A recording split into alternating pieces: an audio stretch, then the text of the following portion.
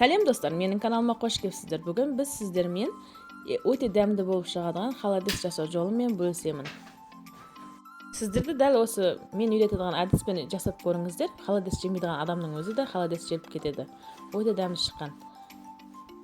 Достар, алдымен менің каналыма тіркелмеген болсаңыздар тіркеліп, лайк басып, комментарий қалдыруды ұмытпаңыздар. Сіздердің қолдауларыңыз мен үшін маңызды.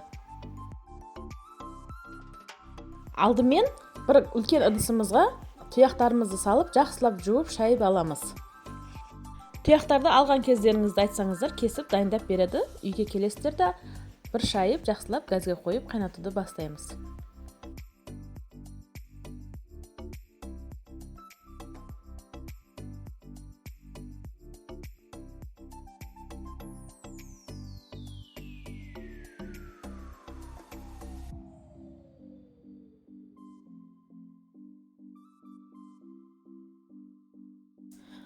Міне кастролымызға да суымызды құйдық, тұяқтарымызды салып, енді жоғары отқа қайнатуға қойып қоямыз.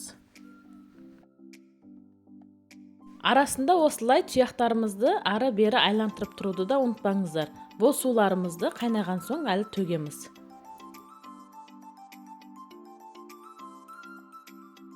Міне біздің бірінші суымыз қайнады, енді бұны төгіп тастаймыз да, жақсылап тағы бір шайып, қайттан су қойып, қайнатуға тағы да қоямыз.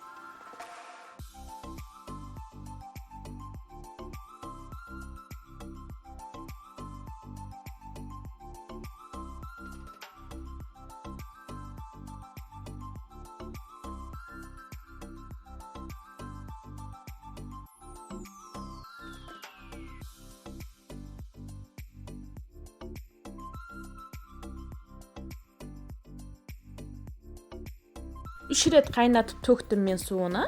Сіздерді дәл солай 3 рет қайнатып төксеңіздер, тұяқтарыңыздың ешқандай иісі де шықпайдыған болады.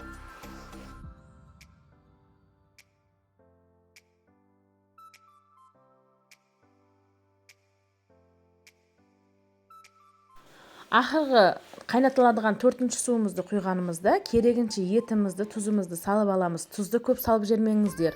Ақырында 5-6 сағат қайнағанда суымыздың тұзы әші болып қалмастығы үшін аздау сала беріңіздер.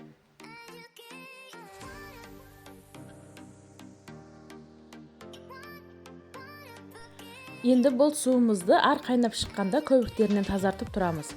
Тазартылған сорпамызға укропымызды, чесногымызды, лавровый листерімізді салып, дәмін реттейміз. Қанша сүттен сағандықтарымны описанияға жазып кетем, сол жерде міндетті түрде скриншот жасап алсаңыздар болады.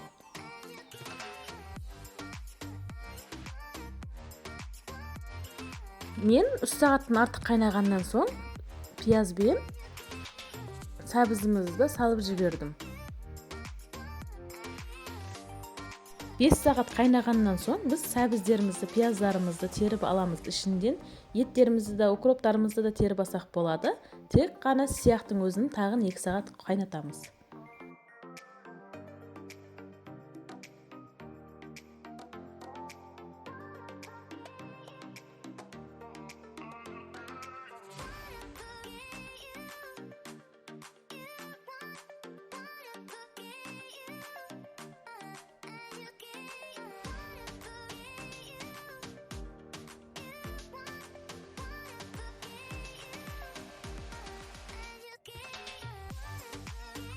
Мінекей біздің сияқтарымыз уже сүйектерінен ажыралып, әдемі болып пісіп тұр екен. Енді астын жаймен өшіріп, ішіндегі сияқтарымызды сүзіп аламыз.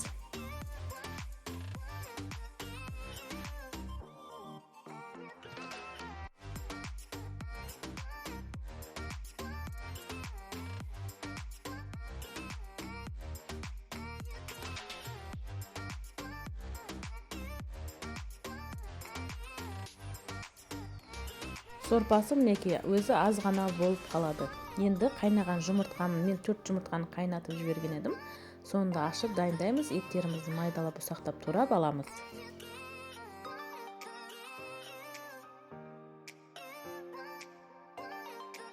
Ет салынған, жұмыртқа салынған холодецтеріңіздің дәмі өте керемет болады. Балдарыңыз да қызығып тамсанып жейдіған болады.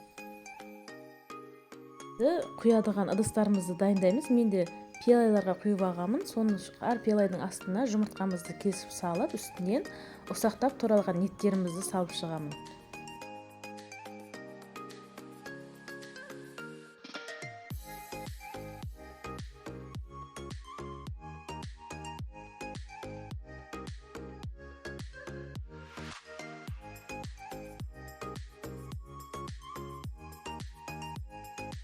Қайнатылған сәбізімізді де салып жесеңіздер болады, әдемі көрінеді.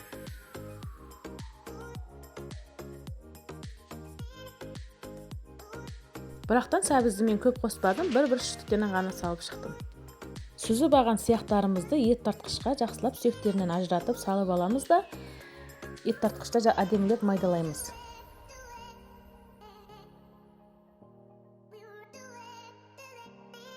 Достар, видеоға лайк басып, комментария қалдыруды ұмытпаңыздар. Тіркелмеген болсаңыздар, тіркеліп кетсеңіздер, мен үшін бұл үлкен мотивация болады.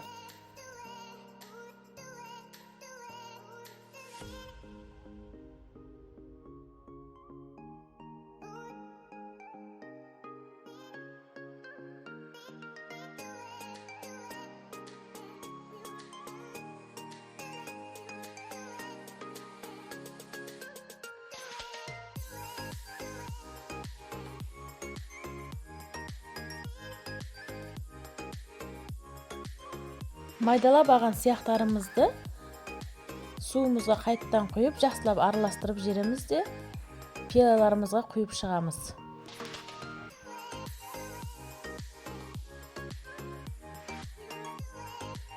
Ең пайдалы кальций не? Осы холодец болады. Ерінбестен жасап көріңіздер. Табиғи кальцийға не жетсін?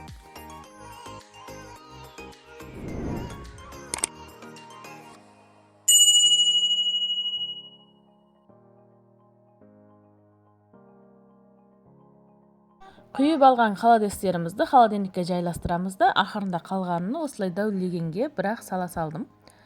Кесіп алып жей бересіздер. Ас болсын, сіздер де жасап, семьяңыздағыларды қуантыңыздар. Өте дәмді болып шығады. Жасап көрулеріңізге кеңес беремін. Келесі видеоларда кездескенше сау саламатта болыңыздар.